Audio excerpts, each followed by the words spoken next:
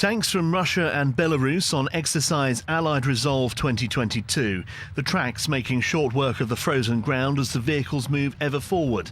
This is how we would imagine tank warfare would be at its devastating best. And this is what many fear Russia is planning to try and do to Ukraine. They certainly have the infrastructure ready to go. Hundreds of tanks and other armour on the Russian side of the border with Ukraine. But is the window of opportunity for doing so running out? I'm at the Tank Museum in Bovington in Dorset to learn why the impending spring might be the tracked vehicle's nemesis. This tank behind me, this is a Russian T-72, and you can see it's got what they call aggressive track on it. That means it doesn't have any track pads, and these metal cleats help it get traction on the ground as it's going over it. Now the problem, of course, with things such as snowy conditions or too much mud is that if the vehicle weight, if the ground is not solid enough for those tracks to get traction on, the vehicle can start sinking in. And if you belly up a vehicle, in other words, it sinks down in the mud to its belly, then you've got that huge sticky surface and they can get trapped. So tank crews have to look at what they call the going, what the ground is like and where they feel they can safely traverse. So good hard frozen ground will be brilliant for a tank to go over, but if it's soft or it's just frozen on a surface and there's liquid mud beneath, you could potentially have problems. And as you can imagine, in the Ukraine, one of the issues that's being looked at all the time is their armoured vehicle fleets on both sides. Can they keep their mobility up, or are they going to suffer? So logically, an early invasion would suit these tanks. Hard, frosty ground is better than the sludgy mud of the spring thaw. Mind you, the same applies to the formidable tank forces operated by the Ukrainians.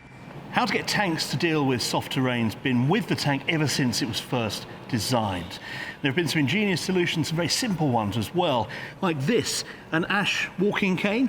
Officers of the Royal Tank Regiment would walk in front of the tank during the First World War, checking for the softness of the ground. And still today, it's retained. RTR officers carry what's become known as the ash plant. And the problems continued for Second World War tank crews of all sides. So even on a tank as big as the Tiger in World War II, the whole idea behind this was spread that weight out, you know, a 60-ton vehicle. Now, one of the problems the Germans had, even with those wide tracks, on particularly soft ground, you could get bogged. So in their manual, they actually trained the crews to test the ground. If you actually stand on the ground you're going to go over, get a crewmate to jump on your back, stand on one leg, and with any luck, if the ground's hard enough, you don't go in more than an inch. If you go in more than an inch, you know the ground's too soft for your Tiger tank to actually traverse across it.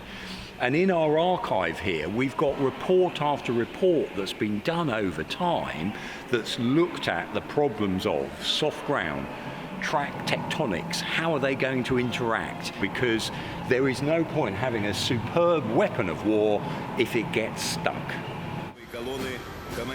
The tank's tricky relationship with mud is well known and always a deciding factor in whether they're deployed or not. No one, bar President Putin, knows definitively what will happen with Ukraine, but a factor in any decision will be the weather. Right now, the frozen conditions are great for operating tracked vehicles, but that period of opportunity is brief before the thaw of spring makes using tanks much harder, meaning if invasion happens, it's more likely to be sooner rather than later. Tim Cooper, Forces News. If you enjoyed this video, don't forget to like and subscribe.